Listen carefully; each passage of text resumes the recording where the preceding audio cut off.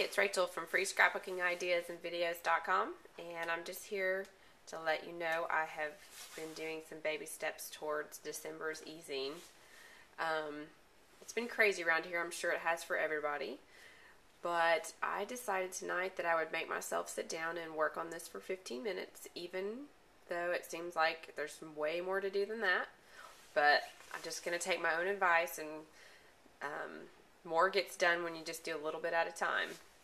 So I did some the other night as well, and I blogged about it, but just didn't do a video.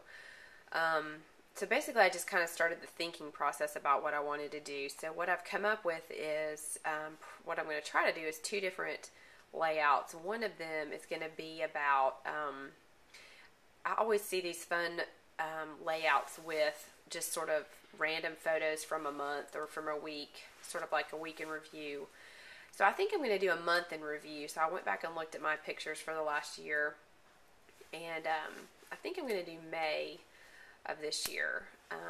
A lot of the other months I looked at had quite a few of the photos already scrapbooked in other types of layouts, so I didn't want to double those or duplicate them. But May, I hadn't scrapbooked any of those pictures, so I thought that would be a fun month to do. And I think I'm going to do that one in a digital. And then the next layout was going to be probably just a traditional one. And I think I'm going to do it like a paper layout. But I think I'm going to do it about mud pictures.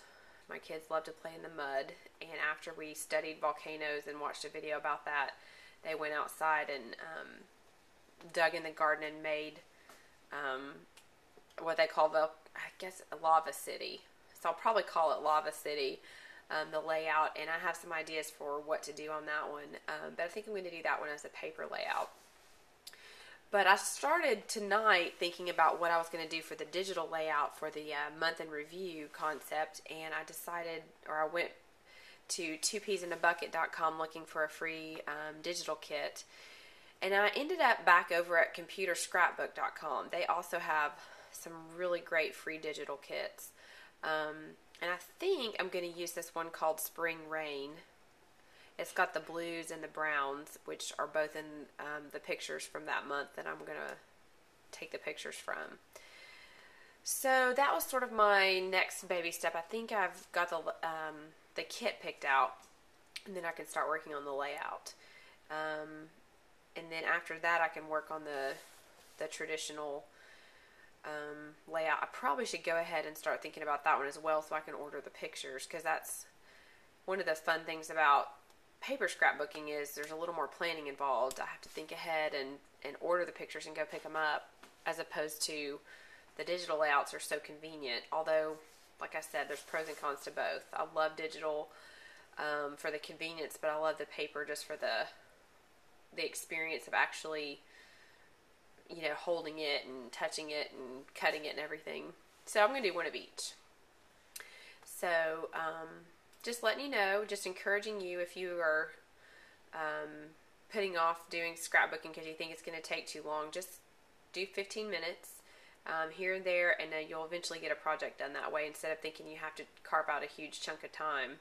I fall prey to that too and get overwhelmed, but it just never fails. Every time I do the 15 minutes at a time, I end up getting projects done, and then I'll look back and think, wow, that's really quite a bit, as opposed to, oh, I don't have time, oh, I don't have time, oh, I don't have time. So anyways, I'm just encouraging both of us to work on that.